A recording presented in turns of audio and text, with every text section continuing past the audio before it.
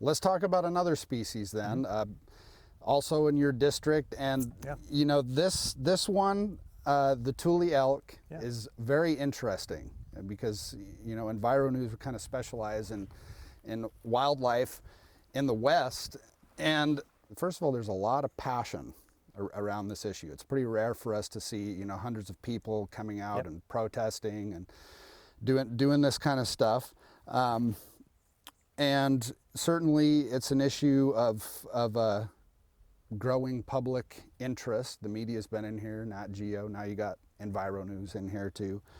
And so just a little background there, the Point Reyes National Seashore, there are some ranches that have been there since the formation of that, and a pretty formidable group of environmental organizations sued, forced a NEPA mandated environmental review process.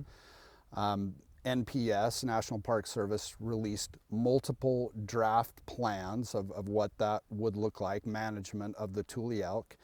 They have adopted Alternative B, which I believe is still hanging right now in a review period for overlapping agencies. Do you support Plan B? So I'll tell you a little more about this situation. First of all, I love the Tule Elk. I think it's actually, you know, we've been talking about all kinds of wildlife issues where wildlife are in really bad shape, and the story is frankly pretty grim. I think the Tule Elk is mostly a good news story right now.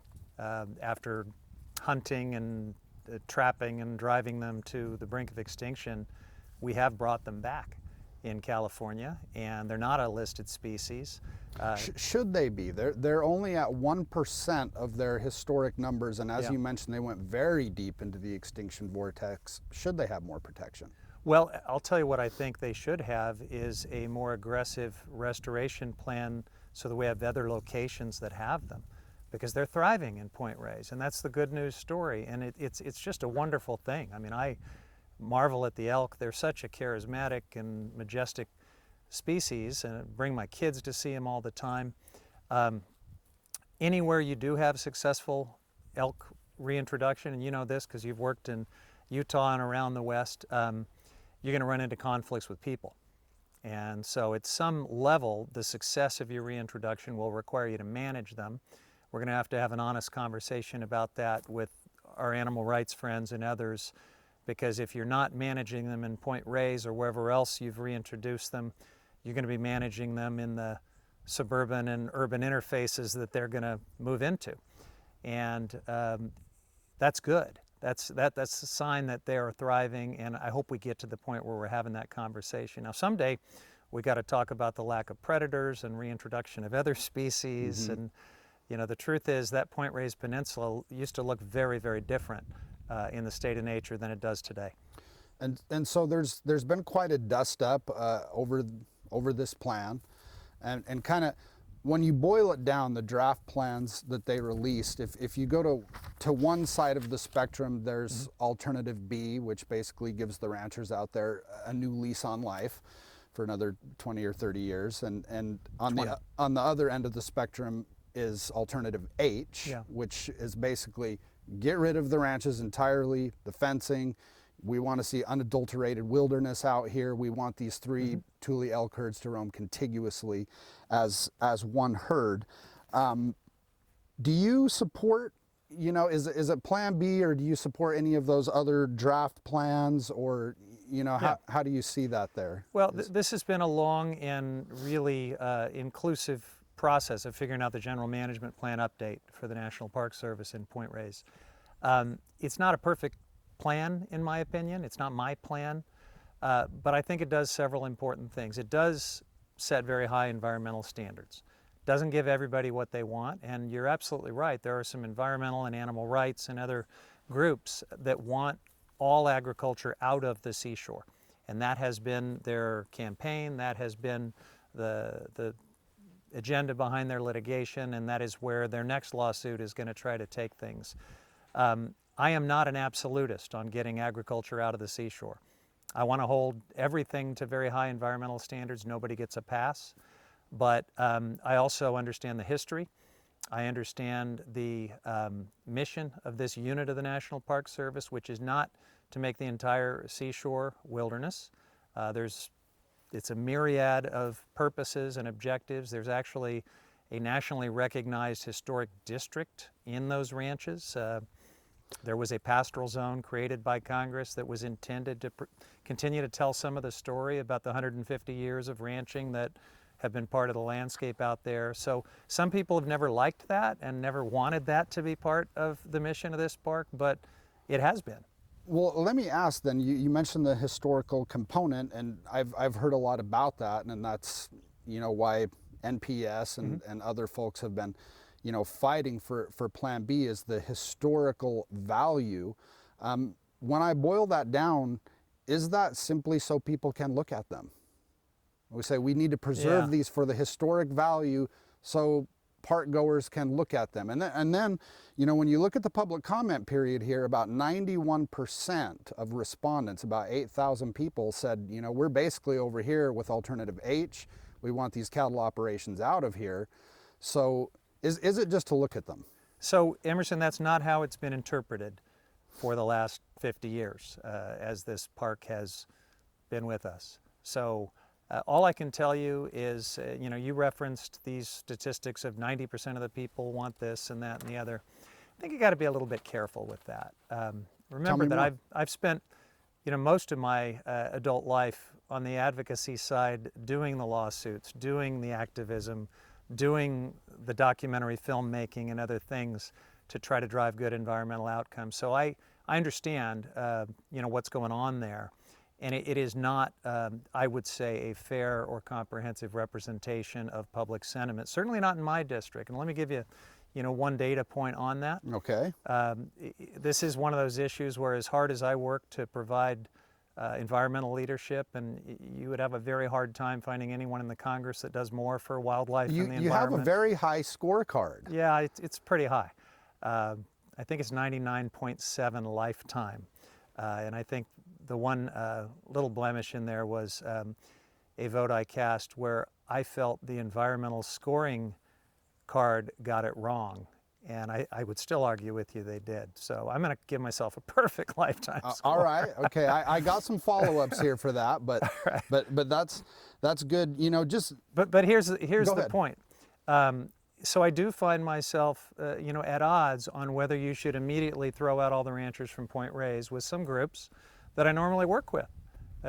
Center for Biological Diversity, working on Arctic issues and other ESA issues. It's a little awkward, but I am not the only very good environmentalist who takes a more nuanced view of what we should do with this general management plan at the Point Reyes National Seashore. Marin County is chock full of progressive green elected officials. It's pretty much all we have at every level. Very progressive area. Sonoma County is the same way. I am not aware of a single elected official who wants to throw out all the ranchers from the Point Reyes National Seashore.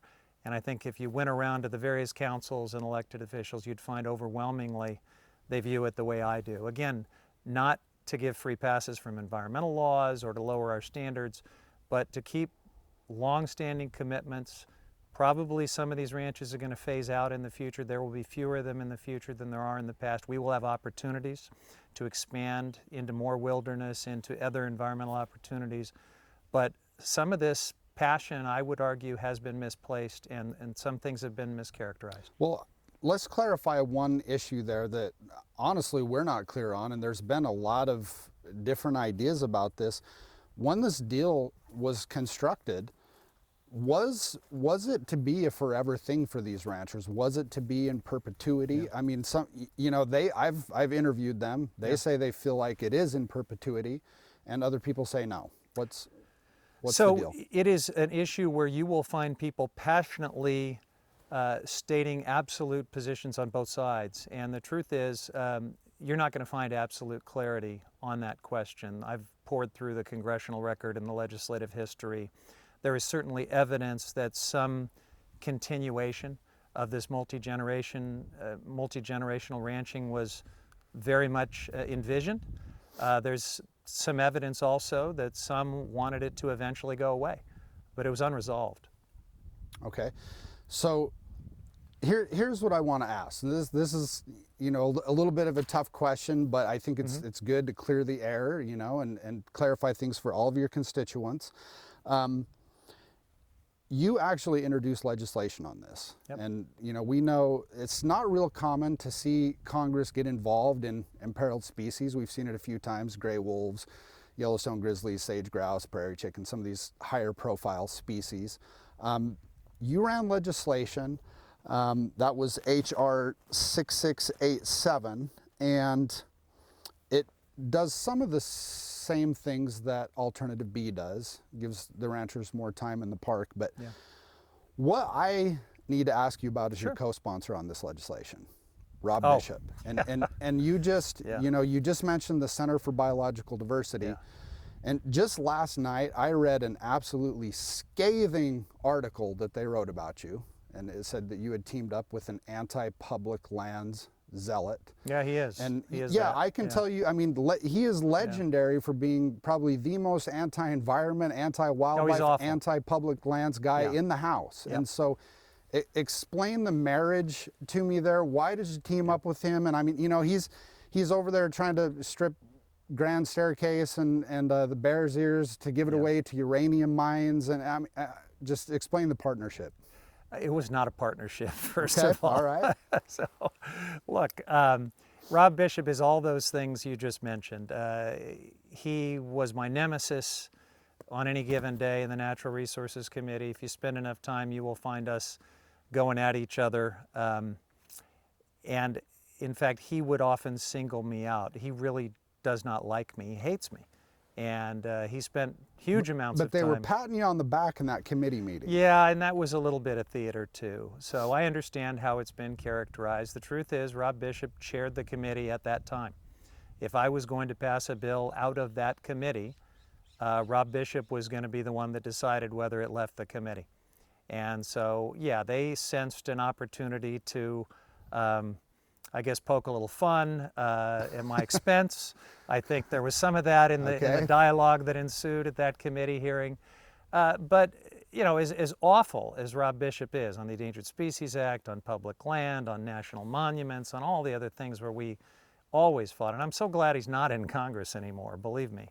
I needed his support, and he was willing to support the bill that I put together. He would have put a much worse bill together if it hadn't have been for me. You know, his vision of a solution out here in Point Reyes is to just get rid of the environmental laws, to just, you know, get rid of the public land entirely. Right. So, you know, don't confuse this as something that is like a Rob Bishop product. I had to ask. You know, it's just like, it's just too weird. I see Jared Huffman and Rob Bishop, you know, on the same piece of legislation. It's like, what's going on there? I mean, honestly, that's not a substantive thing. That's just a thing that some people are going to draw inferences from. But it's because he chaired the committee and he was in the majority, and that's the only way you pass legislation. And so, you know, continuing for just a little bit along these lines, we filmed a protest. We covered a protest outside your office, a few hundred people. Like I said, it's pretty rare to see that on an imperiled wildlife species, but very passionate. But to me, having covered countless of these kinds of protests, there was one very phenomenal thing that I kept seeing over and over again in that protest. And I can show you the clips of it. And it's people saying, you know, I voted for this guy. He's an environmental guy, but he's wrong on this, you know, and there's a lot of sentiment there. And I mean, you know, if I go and I read those YouTube threads, it's like a lot of the same stuff. I thought this guy was an environmentalist, and, you know, could there reach a point with this where just kind of the political blowback, and maybe there is a very strong public sentiment that says we want unadulterated wilderness out here? Is there a possibility of you actually reversing your position and changing course on this? Of me converting the entire pastoral zone into wilderness? Hang on, we got a little background noise for some cyclists. Perfect timing. This watershed gets a lot of good use. Look, I work on wilderness protection all the time. I mean, it took over like half of your town hall, Point Reyes. I watched it last night. Mostly because of repetition, though, Emerson. I mean, let's be honest about it. And if you were in that room, or if you took an honest look at the video that was panning around the room, most people were annoyed that the organized protest continued to try to hijack that town hall on this one issue. And as impressive and as good as these professional efforts have been to organize, and I admire it again because I've spent a lot of my life on that side of So things. you're saying all those protesters are professionals? No, well, the organization of it is very professional. I'm not saying everybody at the protest is, but a huge amount are from outside the district. A huge amount of the public comment that you've referred to is from outside the district. And if you're wondering, whether somehow I am politically miscalculating, look, I never want to be flip about the people that I answer to. But I just got reelected with, I think, over 80% of the Marin County vote, something like 77% district-wide. I do really good work. And one of the reasons that I have that level of support is because people understand I'm real thoughtful on these environmental issues. It is hard to find any issue where someone you regard as a friend and an ally doesn't at some point have a disagreement with you. Right. And we're having that on this. Well, and some of those people actually said they would vote for you again. I mean, it's phenomenal to me, because normally when I see people out there and they're ready to crucify a lawmaker, they're not saying, I'm really mad at him, but I might vote for him again. Well, I hope they at least understand that I have thoughtfully looked at this issue, that reasonable and good environmentalists can differ on this. It's not just me. So there's been a bit of an effort to make it all about me, to lump me in with Rob Bishop and Dianne Feinstein, do all of this crazy caricature. It doesn't really fit. Because again, remember what I told you, every elected official in the entire North Bay, pretty much, progressive, green to the core, are with me on this. One last question on the Tule Elk. We can put to bed one more of these things that we kept hearing again over and over again in the protests, and I think it's just people that they feel you're out of step with the environmentalists that they elected, and they would say he's got to be in cahoots with them, and so I'll ask you here and now. I mean, are you lifelong friends with any of these guys out there? Do they lobby you? Are they contributing to your political campaign? They meaning the ranchers. Yeah, look, these are folks, no. I mean, probably I've gotten some contributions from them. I am sure that it is a fraction of the campaign fundraising I do from environmentalists. I mean, like a sliver. I get way more. In fact, some of the same people that are cursing me have donated to my campaign multiple times. So, that's a distraction, and it's a very disingenuous attempt to find some caricature that can get people animated and caffeinated on this issue. Just as many of them will curse me because they disagree with me on this, but keep working with me on ESA protection and public land protection and wilderness and Arctic preservation and all the other things, I'll keep working with them too.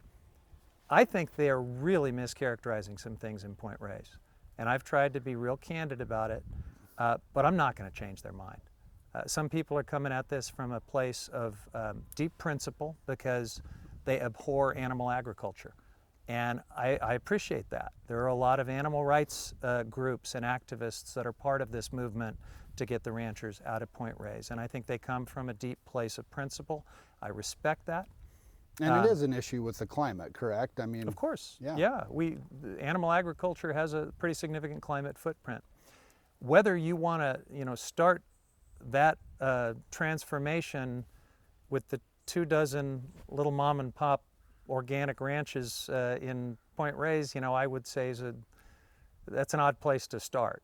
If you're not driving down consumption of meat and dairy products and you get rid of those folks, you're just going to get that same meat and dairy from Central Valley CAFOs that are a heck of a lot worse for the environment, and you're going to tack on a bunch of food miles. And so I just think that there's way more context and nuance to this than some of the campaigns have suggested, but I know where they're coming from, and we're gonna have to duke it out on this. And I will just tell them this: when we get past this, and I hope we get the permits renewed for these ranchers, we will have an opportunity to implement this general management plan in a way that makes sure we set very high standards.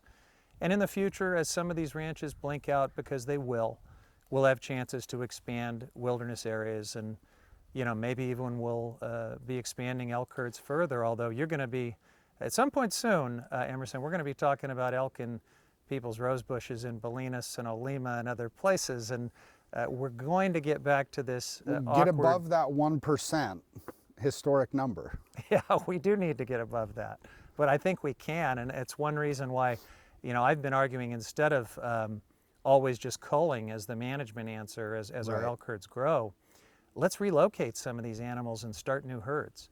We have opportunities on the Sonoma County coast and in other parts of my district. I've got Native American tribes that really want to do this, and it's really challenging to get folks to do it, because when you reintroduce these herds, you inherit all of these same potential conflicts Right. and issues, and the politics are challenging. It would probably appease quite a few of the elktivists if they knew that they were going to be relocated instead of just culled. I'm working really hard on that, and we have some allies and partners, but the politics in the place where I think we could relocate and start new herds are going to be just like what we're facing out here. It's a fascinating wildlife issue.